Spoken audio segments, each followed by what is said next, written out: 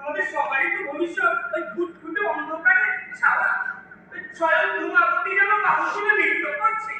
এই যখন প্রেরণ করুন, তাকিয়ে দেখুন, এই জগৎ আমাদের। আমরা ঈশ্বরের সন্তান।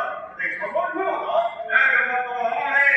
ঠিক কথা, আমি আপনার কথা সমর্থন করছি। তবে তবে আমাদের এখন এইসব আলোচনা বন্ধ করা উচিত। বেশ, তাহলে আপনারা অন্য আলোচনা করুন। মহারাজ, বলছিলাম ওই চোরটার কোনো খবর পেলে?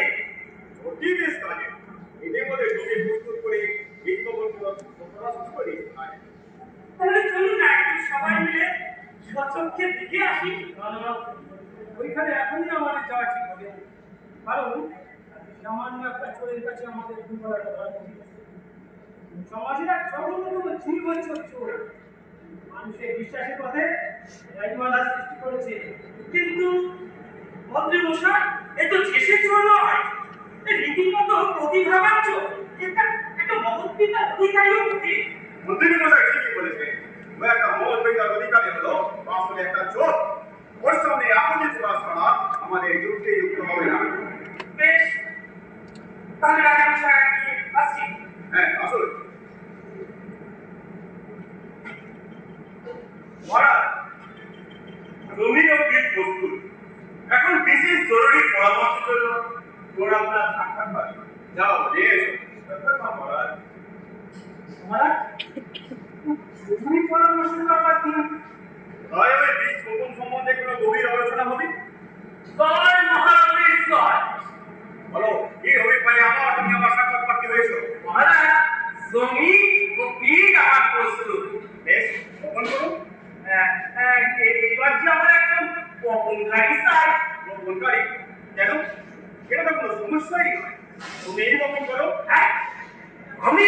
হ্যাঁ, আমরা তোমায় বীজ বপনের অনুমতি দিচ্ছি। কিন্তু মহারাজ, আমি যে বীজ বপন করতে পারবো না। কেন? কেন পারবে না? কিসের কথা? আসলে ব্যাপার হচ্ছে গিয়ে এই কোনো চোরের কোনো অধিকার নেই এই মহৎ কাজের জন্য। তাই আমি বলছিলাম আমি পারবো না।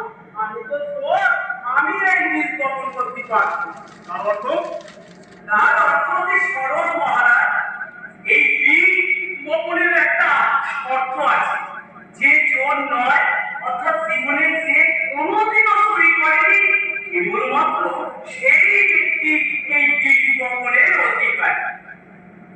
আর যদি কেউ করে তবে তবে তবে ওই বীজ বপনের 9 দণ্ড পরে ওই বীজ থেকে বিশুদ্ধ রাসামে আবির্ভাব হবে এবং ওই কাজটা ওই বপনকারী অর্থাৎ নিয়ম ভঙ্গকারী ওই অকৃতজ্ঞকে দংশন করবে আর সঙ্গে সঙ্গে যে মৃত্যুর করে বাকিটা আপনাকে বলতে হবে না। বীজ সর্বনাশ। সেই জন্যই বলছিলাম মহারাজ,